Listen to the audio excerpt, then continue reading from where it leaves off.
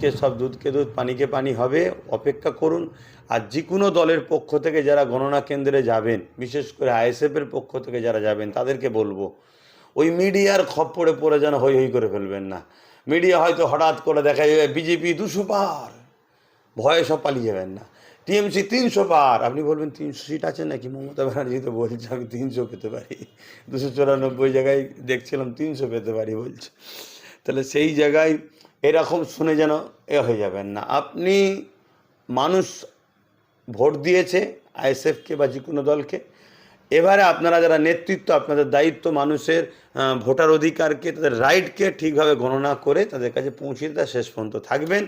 দেশের আইন ব্যবস্থাকে মান্যতা দিয়ে আশা রাখছি কোনো রকম ঝুট ঝামেলা যেমন ভোটের কেন্দ্রে হয়, ভোট করাবার সময় হয়নি, গণনা কেন্দ্রও হবে না। এটা নির্বাচন কমিশনারের তবেই কৃতিত্ব হবে। না এই ভোটটা ভালো করেই দিল আর গণনা কেন্দ্রের দিনে লুটপাট চুরি হয়ে যাবে, বা এই 3-4 দিন যা রয়েছে চুরি হয়ে যাবে, তাহলে নির্বাচন কমিশনের তাহলে ক্যারিট কী রইল, দাম কি রইল?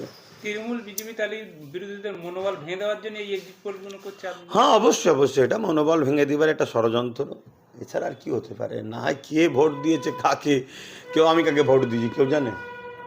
কেউ জানে না। ও ভাব চামাই দিয়েছে, এ ভাব চামাই দিয়েছে, ও ভাব চামাই দিয়েছে, এমনও তো হতে পারে আমি কেউ যে ভাবে না তাকে দিয়েছি। এর আগে যত নির্বাচন হয়েছে এত ভোট পড়েনি, বা এই ম্যাক্সিমাম দেখা যাচ্ছে 10 থেকে 15% ভোট বেশি পড়েছে। এই ভোটটা শাসকের দিকে যাবে কি বিরোধীদের দিকে যাবে, কোন দিকে যাবে? বিগত দিন আমরা যা দেখেছি, যখনই ভোট বেশি হয় তখনই বোঝা যায় সরকার পড়ে, এটা বিগত দিন আমরা দেখেছি।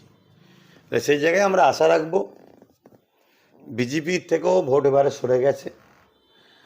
আর শাসকের এত ভোট যখন পড়ছে তার মানে শাসক বিরোধী হচ্ছে। আশা রাখবো বাকি আরও যারা আছে, আইএসএফ বলুন, বাম বলুন, কংগ্রেস বলুন, এই তিনটে মিলেও যদি একটা সরকার তৈরি হয়ে যায় তাহলে সেটা আরও ভালো হবে।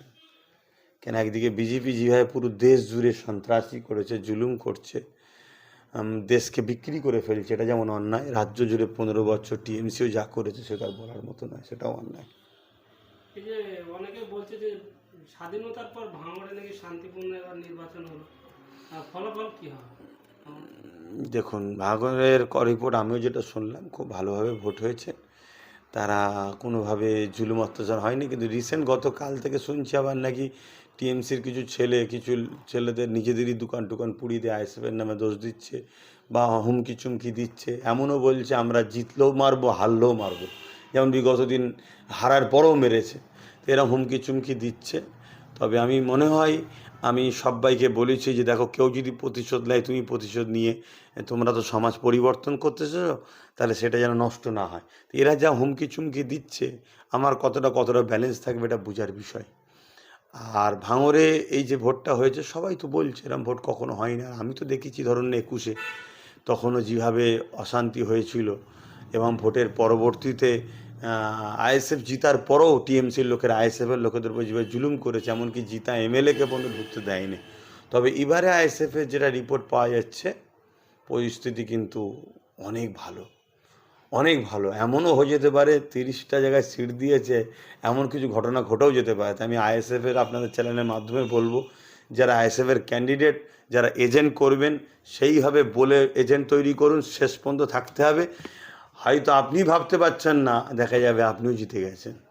কেন? যেভাবে মানুষ বাইরে থেকে এসেছে, ভোট দিয়েছে,